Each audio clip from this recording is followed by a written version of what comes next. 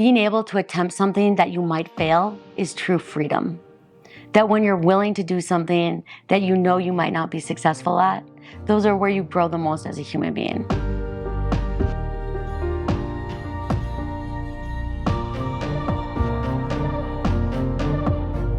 Pakistan has the highest concentration of glaciation outside of the Arctic and the Antarctic. There are few mountain ranges in the world that look like the Karakoram. We went to Pakistan to attempt to climb and ski Gasherbrum II, or G2 as it's called. Yes, it's one of the most remote 8,000 meter peaks in the world. It's about 70 miles to get to base camp. And the mountain itself lies on the Pakistani-Indian border. Which is an area that there's a lot of political disputes, which we've now realized after doing some of these 8,000 meter peaks that a lot of these areas are disputed and politically unstable. To travel just to Pakistan is a long way from here, first of all. Then once you get to Islamabad, we stayed at one particular hotel that was a little bit interesting. 10 or 15 years before we went, there was a bombing at the Marriott that we stayed at. So when you just enter the hotel, you go through all kinds of metal detectors. All your luggage goes through the metal detectors. They held on to our ice axes, as a matter of fact, because they could potentially be used as weapons. But from there, we were lucky enough to be able to catch a flight from Islamabad to Skardu.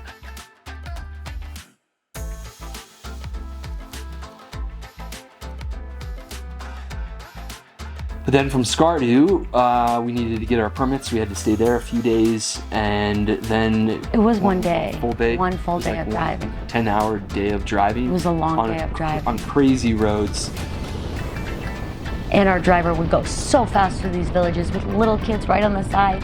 It was scary for that reason, and just to see the more rural parts of Pakistan, to see how poor the villages were, and the lack of amenities, the lack of infrastructure, and really the lack of women out in the streets too. You don't really see any women outside the house.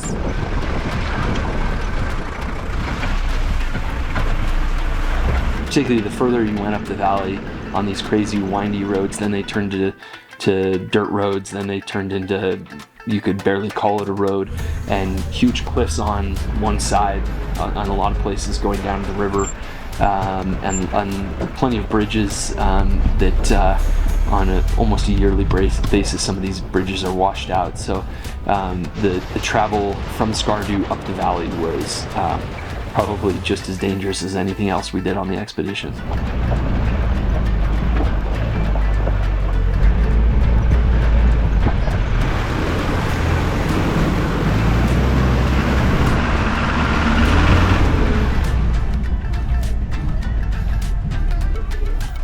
So it's day one of our trek. We are beginning here and just had some breakfast, packed up camp. There's a lot of activity happening.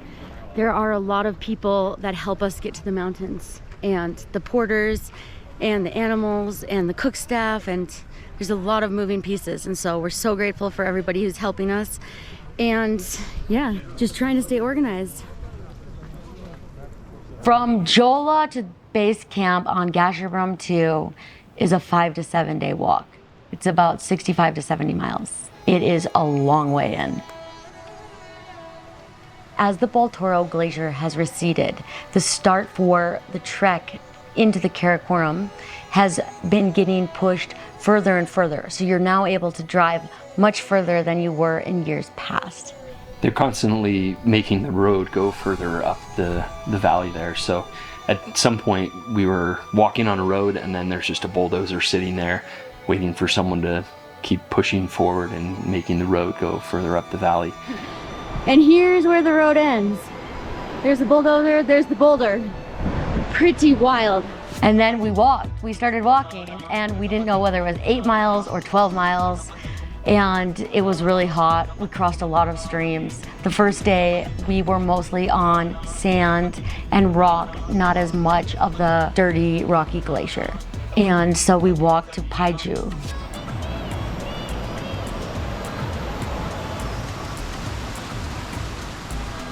It was very hot. It was 105 degrees, and that time of year at that latitude, the sun rises very early. The sun would come up around 4 a.m. and it wouldn't go down until 9:30 or 10 p.m. So it was difficult to get a good night's rest because you simply could not beat the heat.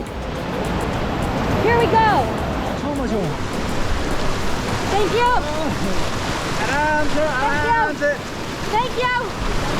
Wow. That is a powerful river. Wow. We had umbrellas, not for moisture, but we had umbrellas just to shade ourselves a little bit. Walking up that glacier, you're either dealing with rain and mud, or you're dealing with heat. And the year we went, it was very hot. And so that just meant hot, dusty, and any bit of shade that you could get, you would take. And there were very few trees, especially after the first day. And so an umbrella was very nice to have. I'm really hot. I've been out of water now for a little bit, and I'm really ready to be at camp.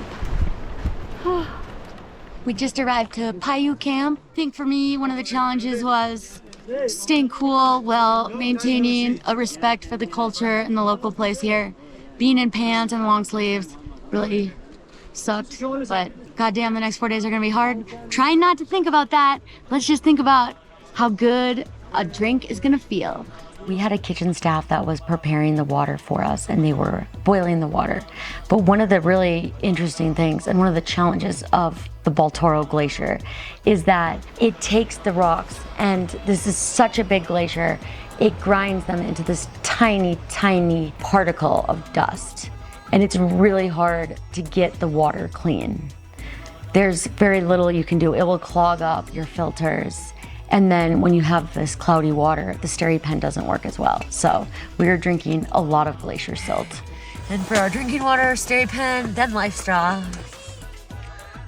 The other interesting thing would be we would walk for, say, 8 hours in 100-degree temperatures, just so hot, and you can't carry enough water. So at some point we would run out of water. We would get to the next camp. Then the kitchen staff would show up at some point after us almost all the time, and we're so thirsty because we haven't had water for maybe even hours, and so they try to get water going as quick as possible, and they boil the water.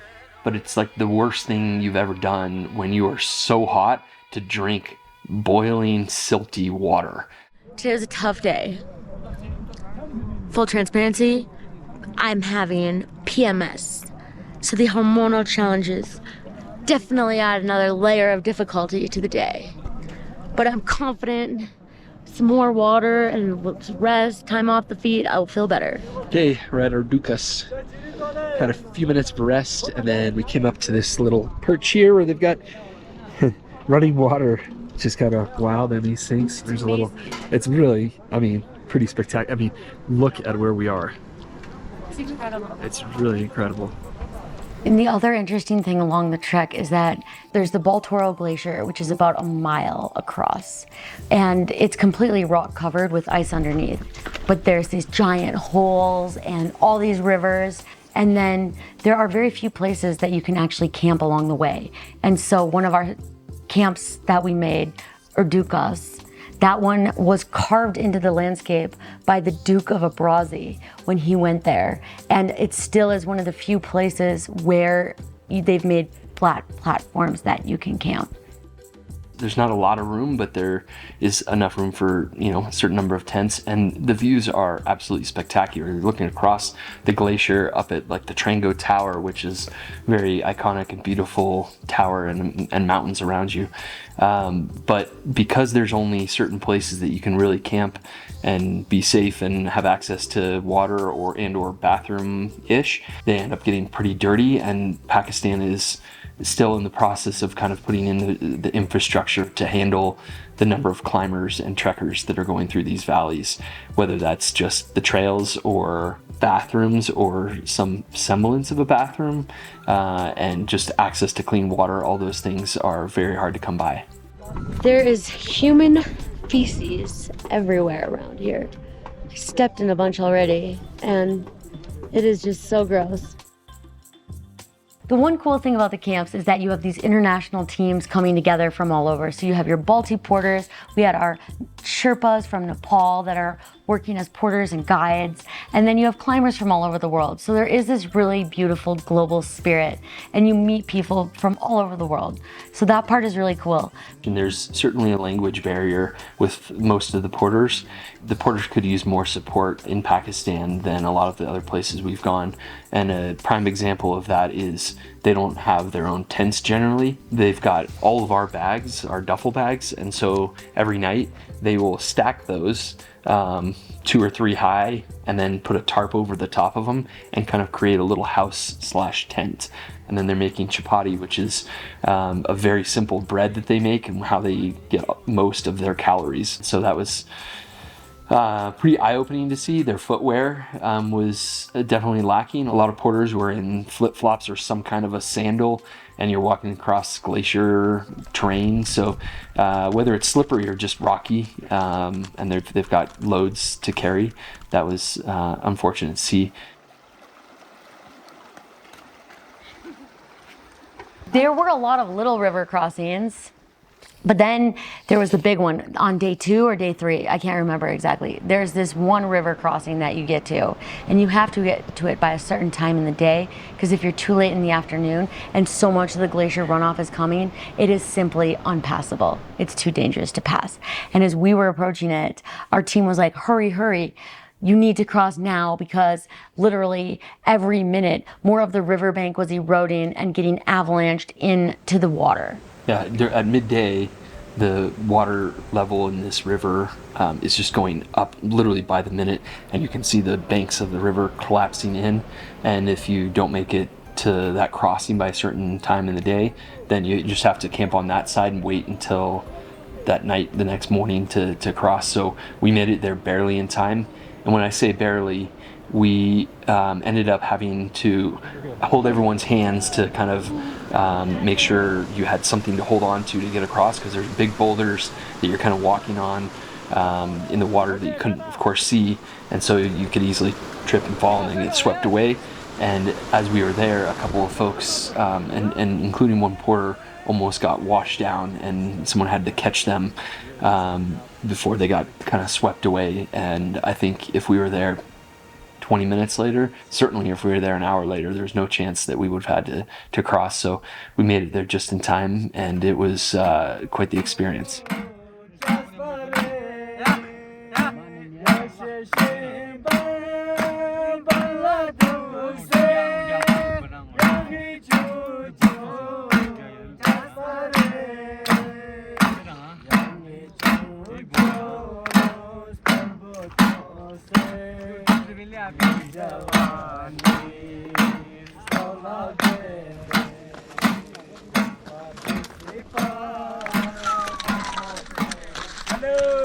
Hello.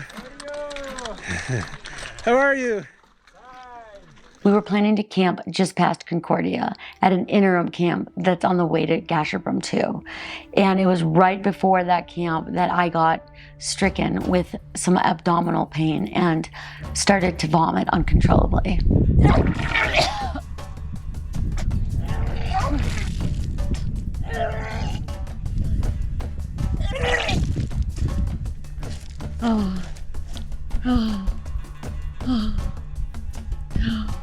I felt like I was gonna faint. I feel so dizzy. And I felt like if I stood up, I was gonna fall down. So I'd just have to lay down. I can't get cool. Let's just stop and get your cooling rag wet and cold, and chance we get okay. And then I would start throwing up, and I'd have like a cycle of vomiting. And then I'd be able to walk for 10, 20 minutes, and then it would start again. Yes, he's now vomiting here.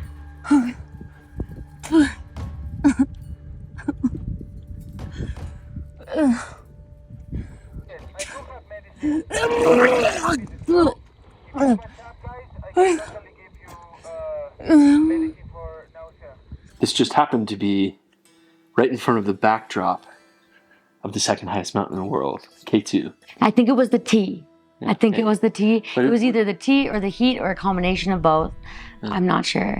But after how many bouts of puking for a couple of hours like this, we realized we still had 3 miles. maybe a couple of miles to go, and that she wasn't really in condition to walk that. And so at that point, they sent a couple of porters down our way from camp to see if they could help out, maybe carry her or something.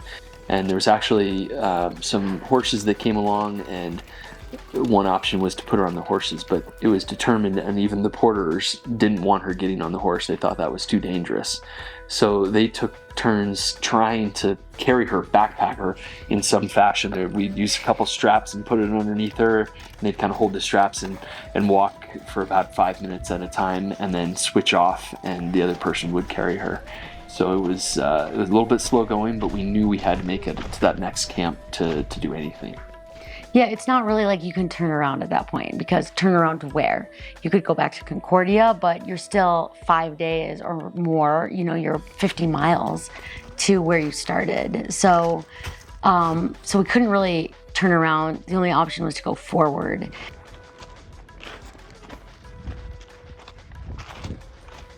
And then we got to the next camp, and I just felt awful. And so I knew I needed another day to recover there. So part of our team stayed back with us while the rest of the team went on to Gasherbrum II base camp. There were times during her puking bouts that if we could have gotten a helicopter out of there, we would have. She was in that bad of shape. Usually you can recover from these things if you have some time. We didn't have a lot of extra time built into our itinerary, but there was enough to potentially do that if everything else went right. So the goal was still to go up the mountain if we could. Unfortunately, that's right about the time where I started feeling sick. The hike to base camp was a real miserable day for me. It felt like I did not want to be moving. I had very little energy. I remember you gave me one of your earbuds, you had one, and we listened to Malcolm Gladwell's David and Goliath. I remember that. And you took my pack, or Georgie took my pack. Someone helped me with my pack. And it felt like the longest day of hiking ever. I just was so low energy, and I was just so disappointed because I finally got to this place that I'd been dreaming of going for so many years of my life. And I just didn't want to be there. We made it to base camp. I started getting better. Rob started getting worse. He had uncontrollable diarrhea with less than 100% success rate in getting to the toilet on time. The weather was moving in, and our hearts just weren't in it. Can we just go home? I don't know. I think maybe some of our motivation leading up to the trip was not from the right place. How you feeling, Rob? Goes up and down, but when I'm up too long, the sinus infection, this whole side of my face and my nose, behind my eye, I get like a sore jaw, and this thing gets all sore. Not good. And I got real cold and just kind of nauseous, so time to lay down for a few minutes. There's been a lot of big decisions that have been going on as we've been weighing the factors of our health, the weather, the warmth, the condition of the mountain, the objective hazard, and I think we're gonna pull the plug. I think the real easy way to think about it is we kind of had 3 strikes. We weren't feeling well. The mountain seemed to be in more dangerous condition than normal, and we had weather coming in, and so at the end of the day we didn't have enough time to like weight those 3 factors out. How far did you end up actually getting up the mountain? We got to Gasherbrum II base camp. To base camp. And then What was supposed to happen beyond that? Then we would have had 3 more camps to get to the summit. Oh wow. Yeah. So you still had a long ways. Yeah.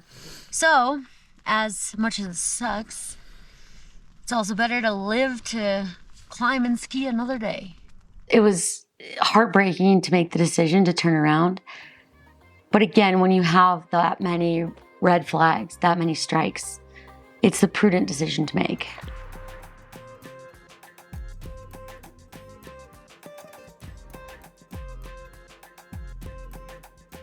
Thank you. Bye. Bye. Thank you. Bye. Bye. I'm gonna miss you guys. Thank you for everything. Here we go. Trek begins. Goodbye, base camp. Thank you. In retrospect, one thing that I think we could have done differently, and you can't do this on all trips, and of course at some point you always have to have a cutoff date, but in retrospect, if we had an extra 3, 5, 7 days that we could have stayed there, I think we would have seriously considered that, but we didn't have that extra time, and so we didn't have time to climb the mountain safely. It's gonna be a long way out, 5 days, 50, 60 miles, landslides, river crossings. This trip has been extremely challenging, physically, mentally, culturally, in every way. And I didn't even step foot on the mountain. Pakistan is hard.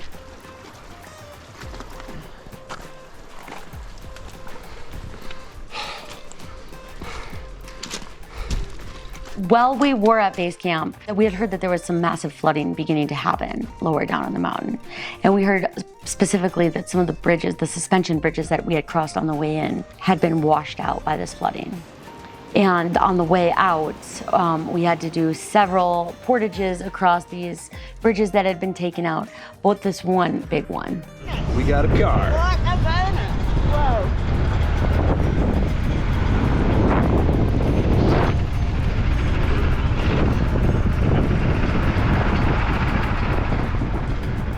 I mean, it was a bridge that we had crossed in a car 2 weeks before, and it was a new bridge. It was only like 2 or 3 years old at most, but it was over a raging river. This wasn't any kind of a stream. This is like a raging river.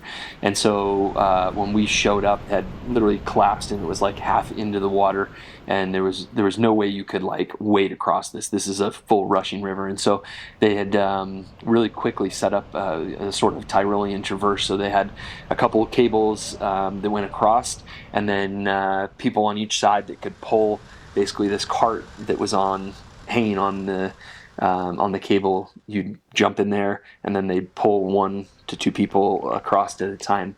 And it was definitely not OSHA approved, let's put it that way. Like, this is a very rickety kind of homemade box that you were sitting in with like no real extra safety or anything. Like, it was pretty wild, but it was kind of a rush and kind of fun to do, even though it was probably a little risky, and there wasn't any other option. You were getting in the cart, and you had to take that risk.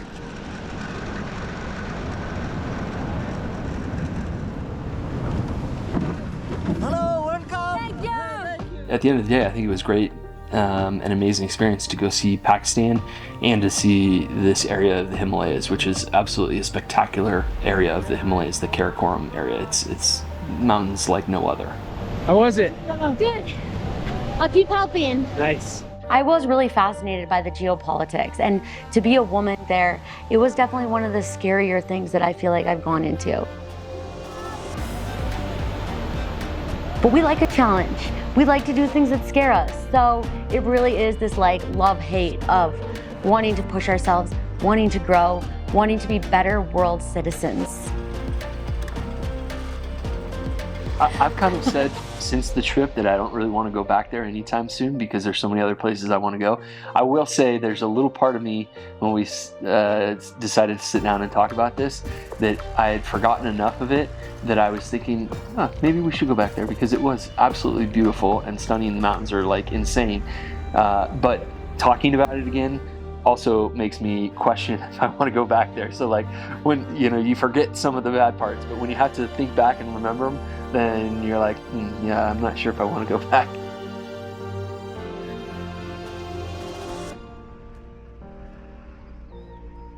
I do think that there's some ways that we can repair Pakistani-American relationships through our time in the mountains. There is a deep distrust between Pakistanis and Americans. And I know that the time we spent and the people that we interacted with, that when you go to the mountains, when you have that purpose and that objective, it can create bridges and it can help to strengthen bonds. And so for those reasons alone, to help show people in the world who Americans are and what we stand for, and that we are people with love in our hearts. I do think that there is some motivation for me to go back from that frame, and for that reason.